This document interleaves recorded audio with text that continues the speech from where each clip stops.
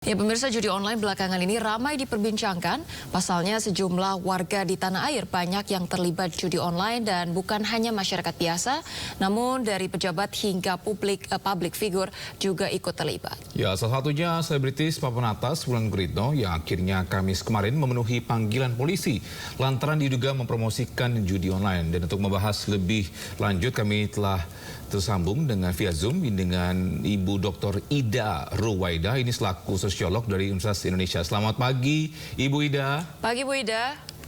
Selamat Gimana pagi, kabarnya pagi hari ini, Ibu? Sehat. Salam sehat untuk kita semuanya, Mas Tompi, Mbak Aca. Amin, amin. Ini Bu, kita langsung aja ke topik pagi hari ini terkait dengan judi online. Ini penyakit masyarakat. Judi online ini kini marak lagi. Ini terjadi di tengah masyarakat. Bagaimana pandangan Ibu sebagai sosiolog? Ya, saya kira kalau kita membahas judi online ini kan karena pergeseran era saja ya. Jadi karena ini era digital, jadi praktek judi itu bergeser dari offline ke online gitu. Karena kita mungkin masih ingat di era sebelumnya, di era saya nyebutnya judi offline saja, ada malam-malam tertentu di beberapa wilayah atau jalan itu kan mengalami kemacetan ya. Karena masyarakat kita memang bukan masyarakat yang dalam tanda kutip baru dengan praktek-praktek judi ini gitu ya. Zaman dulu kan dikenal ada togel ya. Jadi itu ada malam-malam tertentu di mana mereka menunggu keluarnya nomor berapa gitu ya. Sampai kemudian menciptakan kemacetan di beberapa wilayah. Nah, sekarang togel itu beralih menjadi togel online kan seperti itu. Jadi saya selalu menyampaikan bahwa praktek judi merupakan praktek yang sebetulnya memang melekat juga di masyarakat gitu. Hanya kemudian bentuk atau medianya saja yang berbeda gitu. Itu pendapat saya secara pengamat sosial ya. Ya, Ibu Ida, apakah ini juga terkait juga mungkin proses atau efek dari pasca pandemi yang selama ini 2 tahun di rumah, akhirnya orang jadi cenderung untuk judi online? Saya kira sih sebetulnya tidak ya, karena saya sampaikan tadi, praktek judi ini sebetulnya suatu hal yang sudah melekat ya. Bahkan kalau kita misalnya di desa-desa itu pemilihan kepala desa saja bisa dijadikan ajang judi ya. Sepak bola saja bisa dijadikan ajang judi gitu. Artinya memang satu kegiatan yang sudah menjadi bagian dari keseharian masyarakat gitu. Nah, yang menarik kan sebetulnya ini bukan satu hal yang dianggap sebagai masalah sosial bagi sebagian masyarakat tersebut, karena judi ini dianggap sebagai solusi bahkan gitu ya. Yang kami anggap sebagai tindakan irasional, tapi bagi sebagian orang pelakunya khususnya menjadi bagian yang rasional. Bahkan mereka bisa menganggap kegiatan ini menjadi bagian dari kegiatan yang mereka sebut sebagai investasi gitu. Nah, ini yang sebetulnya menarik ya, bagaimana mencoba mengungkap pemaknaan gitu ya dari judi pada mereka pelaku judi itu sendiri gitu. Meskipun tadi kita lihat dari beberapa kasus bahwa dampak negatifnya jauh lebih besar sebetulnya daripada keuntungan yang mereka dapat dari praktek ini. Iya, baik Bu, terkait dengan kabar terbaru ya, seorang guru SMP begitu yang sampai menjual 26 komputer di sekolah demi kemudian judi online. Ini Ibu melihat akar permasalahan fenomena judi online ini sebagai apakah lebih kepada faktor perekonomian yang memang sulit kemudian atau memang watak individunya saja, atau justru karena memang di Indonesia ini pengguna internetnya secara umum ini memang masif sekali begitu? Dalam melihatnya kita memang harus mencoba memilah gitu ya. Ada faktor individual gitu ya, sebagai penyebab mungkin ada faktor, ada level individual tadi gitu. Tapi juga ada faktor-faktor yang melatari. Saya melihat dalam konteks kesulitan ekonomi bukanlah sesuatu hal yang dalam tanda kutip berperan secara dominan gitu ya, berpengaruh secara dominan. Karena ketika kita berhadapan dengan mereka pelaku judi, maka yang kita perlu identifikasi pada level individual apakah mereka memang mengalami apa yang disebut sebagai kecanduan. Nah, kalau konteksnya kecanduan, maka ini yang sulit diatasi sebetulnya apapun mereka coba lakukan. Karena kalau kita bicara misalnya kasus guru tadi, karena dia kesulitan ekonomi terus kemudian ikut judi itu kan terlalu dalam tanda kutip hitungannya buat apa dia melakukan judi. Salah kalian aja dia menjual dan kemudian hasil jualnya itu digunakan untuk pemenuhan kebutuhan ekonomi.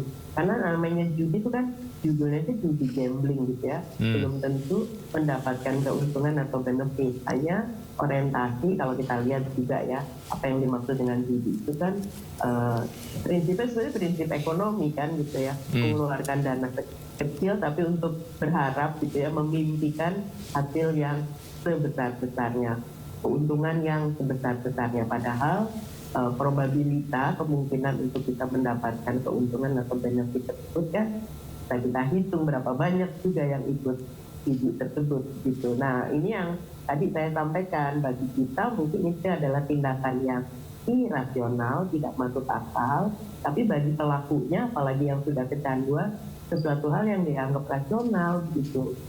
Nah, untuk mencegah para pelaku atau nggak mungkin oknum yang kecanduan judi online, bagaimana untuk mungkin stop atau nggak mencegah agar mungkin kita ke fase kecanduan itu?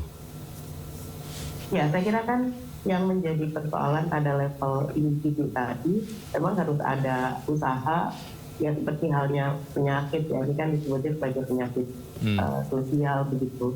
Ya harus ada usaha untuk terapi gitu dalam rangka untuk menimbulkan efek jera, apalagi kemudian sudah merugikan orang-orang di sekitarnya atau lingkungan sekitarnya. Saya kira sanksi, perlu ada sanksi karena bagaimanapun judi itu dianggap sebagai satu bentuk perilaku menyimpang.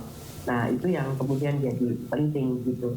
Nah ketika dia merugikan maka dia berhadapan dengan hukum karena sudah masuk ke dalam tindak kriminal gitu. Nah tindak kriminal ini yang kalau saya lihat dari kajian-kajian yang ada tentang judi itu sebetulnya sudah banyak sekali ya yang mencoba melihatnya dari perspektif hukum, tapi terus kemudian juga mempertanyakan ketegasan gitu ya dalam penegakan hukum.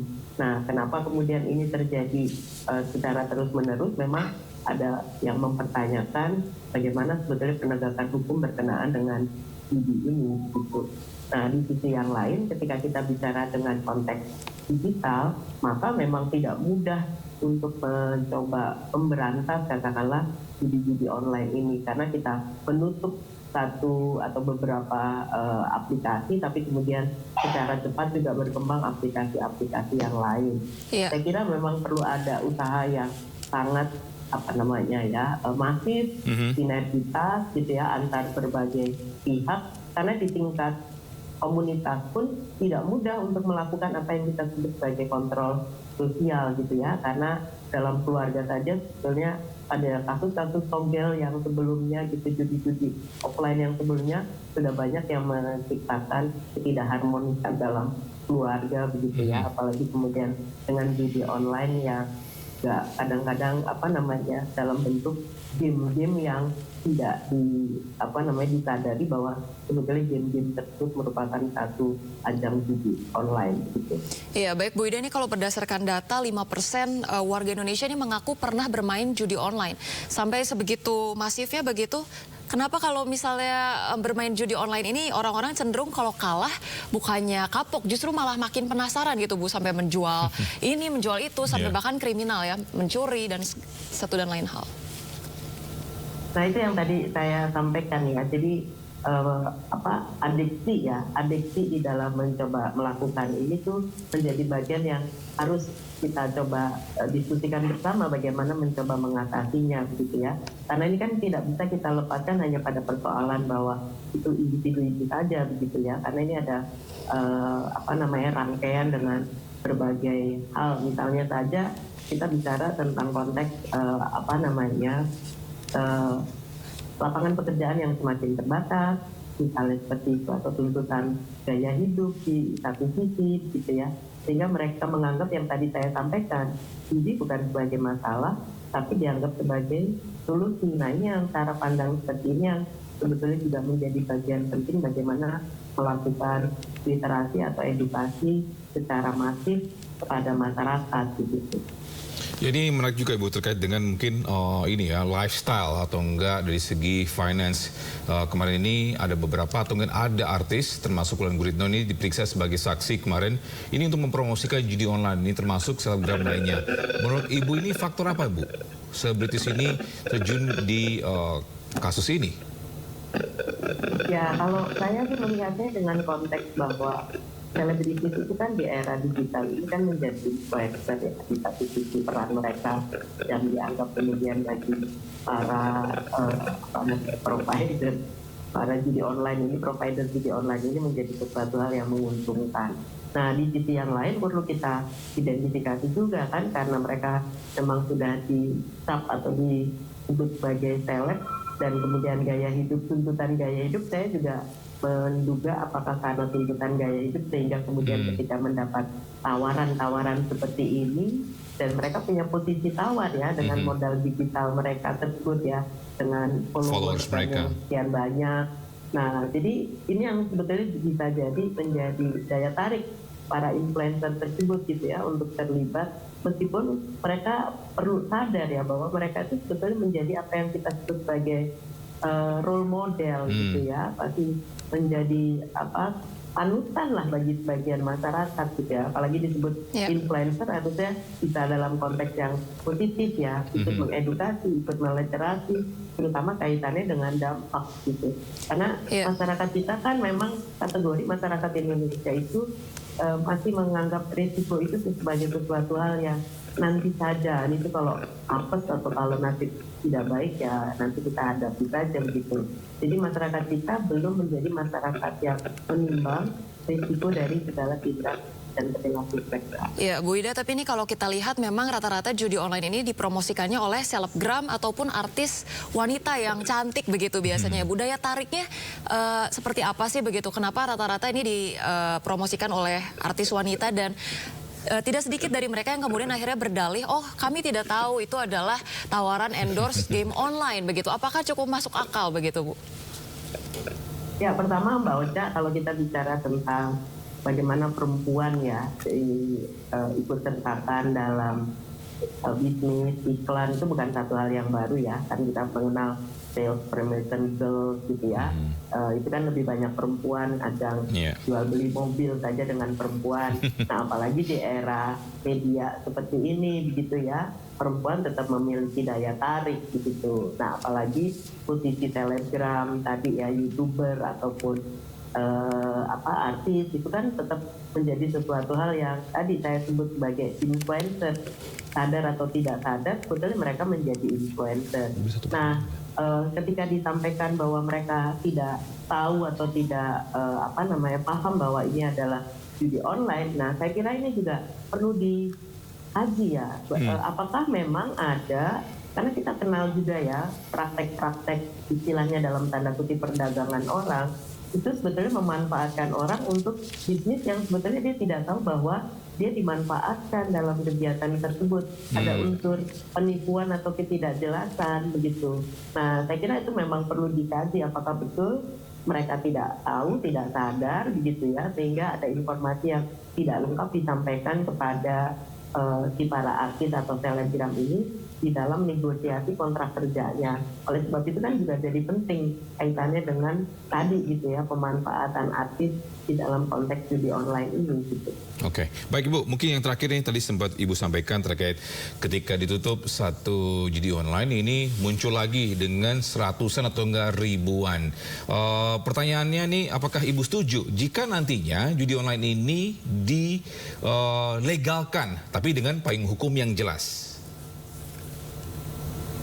Nah, ini saya kira memang perlu kajian yang cukup komprehensif ya, karena kalau dari pengamatan saya begitu ya, apa yang dipraktekkan di Indonesia ketika kemudian tadi ya penegakan hukum itu kan, jadi kalau dia dilegalkan perlu kriteria yang sangat ketat kan, siapa yang sebetulnya bisa mengakses katakanlah seperti itu.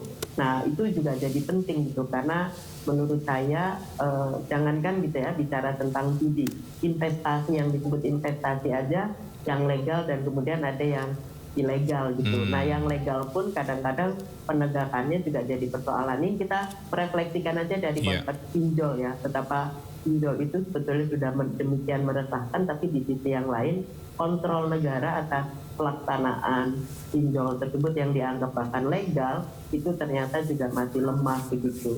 Saya kira untuk apalagi kasus judi yang jelas-jelas memang satu bentuk penyimpangan gitu. Ya baik, terima kasih banyak Ibu Ida, selaku sosiolog dari Universitas Indonesia yang sudah meluangkan waktunya. Selamat beraktivitas kembali. Salam sehat Ibu. Salam sehat, terima kasih.